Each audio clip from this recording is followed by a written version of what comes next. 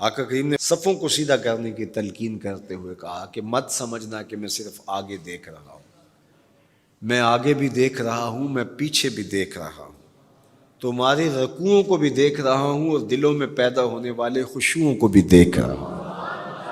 یہ حضور کی نظر کا کمال ہے۔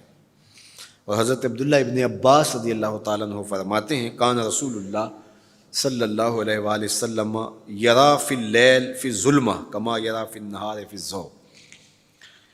حضور رات کی تاریکی میں یوں دیکھتے تھے جس طرح دن کے اجالے میں دیکھتے تھے۔ میں نہیں دیکھ سکتا، یہ دیکھو یہ روشنیاں ہیں، یہ لائٹیں لگی ہوئی ہیں اور میں یہاں سے دیکھ رہا ہوں، اگر یہ چراغاں ختم ہو جائے، یہ روشنیاں بجھ جائیں تو وہ دور چیزیں لکھی ہوئی ہیں وہ تو دکھائی نہیں دے گی، یہ کتاب میری جھولی میں بھی ہوگی میں پھر بھی نہیں دیکھ سکوں گا، اس لیے کہ میری آنکھیں نور ہیں، لیکن یہ اتنی دیر تک نہیں دیکھ سکتی جب تک یہ خارج کی روشنی بھی موجود نہ ہو۔ لیکن حضور سراپا نور ہیں، حضور ظلمت میں بھی دیکھتے تھے، روشنی میں بھی دیکھتے تھے۔ چونکہ میری آنکھیں ان روشنیوں کی محتاج ہیں، کائنات کی ساری روشنیاں شمس و قمر بھی میرے حضور کے محتاج ہیں، اس لیے حضور علیہ الصلوۃ والسلام شمس و قمر کی روشنی کے محتاج نہیں تھے۔ حضور کی مبارک آنکھیں جو ہیں وہ اندھیرے میں بھی دیکھتی تھیں اور حضور کی آنکھیں روشنی میں بھی دیکھتی تھیں۔ آقا کریم علیہ السلام نے ایک موقع پہ ارشاد فرمایا وَإِنَّ مَوْعَدَكُمُ الْحَوْض وَإِنِّي لَأَنظُرُ إِلَيْهِ مِن مَقَامِي هَٰذَا، بخاری مسلم باقی کتب حدیث میں موجود ہے۔ فرمایا کہ تمہارا جو حوض کوثر پر وعدہ ہے جہاں میں تمہیں جام بھر بھر کے دوں گا، فرمایا میں یہاں کھڑا ہوں اور یہاں کھڑے ہو کے اس کو دیکھ رہا ہوں۔ حضور یہاں کھڑے ہیں اور وہاں دیکھ رہے ہیں۔ ایک دن حضور صلاۃ الاستسقاء پڑھا رہے تھے، جب بارش نہ ہو رہی ہو تو اس کی جو نماز پڑھائی جاتی ہے اللہ کے حضور دعا کرنے کے لیے تو اس کو صلاۃ الاستسقاء کہا جاتا ہے۔ ام المومنین سیدہ عائشہ رضی اللہ تعالیٰ عنہا سے مروی ہے۔ تو نماز پڑھاتے پڑھاتے حضور نے ہاتھ آگے کیا پھر پیچھے کھینچ لیا، تو عمومی طور پہ ایسا نہیں ہوتا۔ تو صحابہ نے جب دیکھا تو بعد میں کسی نے پوچھا حضور آج نماز میں آپ نے ہاتھ آگے بڑھایا اور پیچھے کھینچ لیا، مجھے بتائیے کہ حالت نماز میں نظر کہاں ہونی چاہیے؟ جائے سجدہ پہ ہونی چاہیے نا، لیکن صحابہ حضور کو دیکھ رہے ہیں۔ اللہ اکبر۔ صحابہ سے کسی نے پوچھا کہ تم بتاؤ ظہر اور عصر کی نمازوں میں حضور قرات کرتے تھے؟ کہاں کرتے تھے، بخاری میں ہے۔ تمہیں کیسے پتہ ہے کرتے تھے؟ کہا نحن نعلم باضطراب لحیتہ، ہم حضور کی مبارک داڑھی کی جنبش سے اندازہ کرتے تھے کہ قرات ہو رہی ہے۔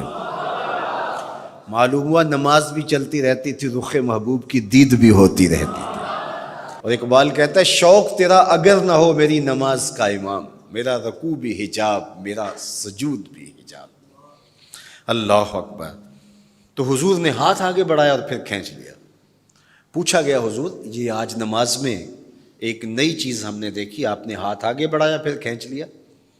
فرمایا ہاں، جنت میں کھجوروں کا ایک خوشہ لٹک رہا تھا، میں اس کو توڑنے کے لیے ہاتھ ڈالا تھا پھر میں نے چھوڑ دیا، اور اگر میں توڑ لیتا تم قیامت تک کھاتے رہتے ختم نہ ہوتا، لیکن میں نے کہا نہیں چلو پھر قیامت کو ہی صحیح۔ اب حضور کھڑے کہاں ہیں؟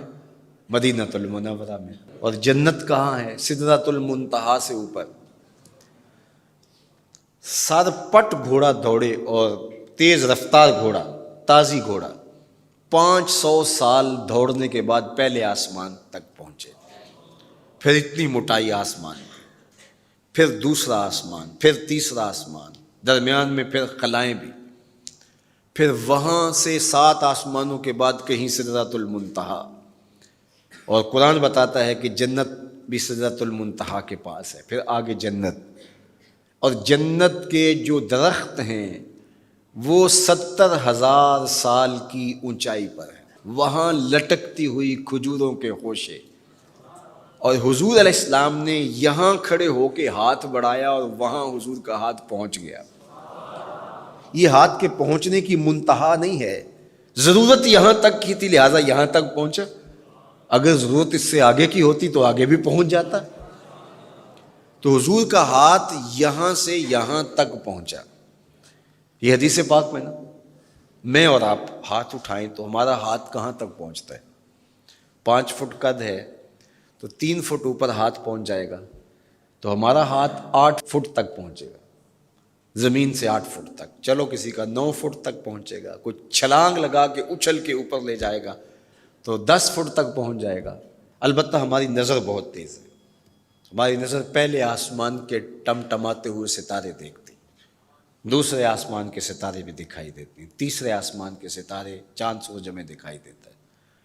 ہمارا ہاتھ 3 فٹ تک یا 10 فٹ تک پہنچتا ہے، نظر تیسرے آسمان تک پہنچتی ہے.